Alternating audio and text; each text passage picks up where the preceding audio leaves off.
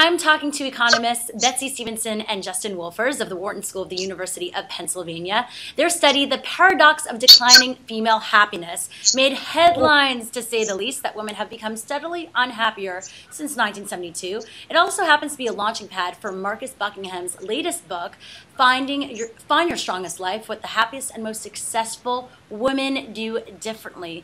They also are married and have a baby, as you can see. Thanks so much for talking to me today. It's a pleasure, Shira. So tell me, the study, it came out in a way 2 years ago, but now it's really, come to the forefront and people are talking about it.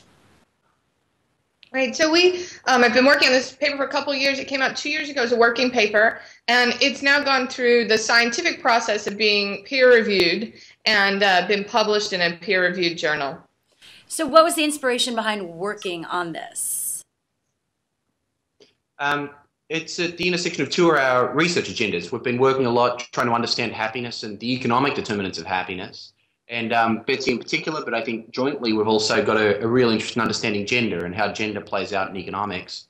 Put the two together and you get a topic like what's happening to happiness by gender. So one of the things that we've worked on is the fact that happiness is typically greater happiness is typically associated with greater income. People always point to the United States as evidence that that's not the case. The U.S. hasn't gotten any happier over the last 3 decades, despite getting richer.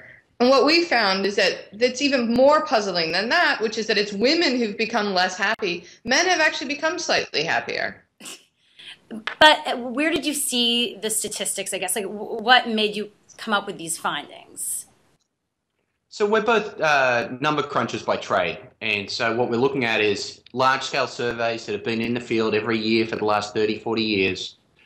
We spent a lot of our day actually just crunching numbers. And one of the things we noticed as we were actually working on another project was this very striking decline in what had happened to women's happiness in a particular data set.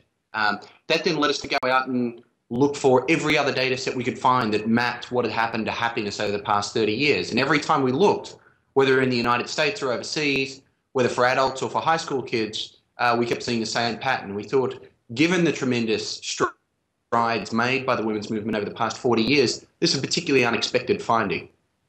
So what was the most surprising thing that you discovered in doing this study? Really just how ubiquitous this trend is, that women have become less happy relative to men, whether we're looking at old women or young women or married women or single women, women who work in the market versus women who stay home, women in Portugal versus women in the Netherlands. This trend of women becoming less happy relative to men is very similar, both that it's occurring and in similar magnitude around the world. So who is to blame for this? We don't know. I mean, this is one of the things that the finding is simply that self-reported happiness has fallen for women relative to men. It could be that the way we're reporting our happiness on these surveys is changing. Betty Friedan certainly urged women to be more honest about their feelings. It became potentially, more acceptable to air one's dirty laundry in public and admit how you feel.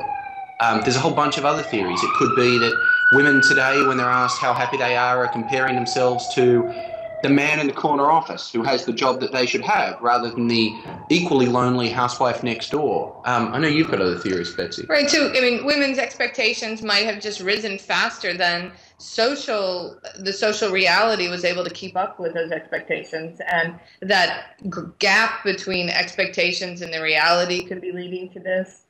And, the women's movement is not the only thing that happened over the past 40 years. It could be there are other things that happened in our society or in our economy that somehow had a bigger negative impact on women, but not as big of an impact on men. We don't quite know what that is, but I'm sure that you could probably think of a half a dozen explanations like that. Right. We can think about what are the types of changes that have happened in the world over the last 3 decades, and particularly, thinking about the types of changes that might have impacted people in Europe and people in the U.S. Yeah. And they might have impacted both men and women, but that doesn't mean men and women need to react to the exact same event in the same way. We might be learning about women's differential feelings about certain phenomenon, be it, say, changes in global risk, changes in environmental policy, healthcare, any of these things. Men and women might just be responding differently.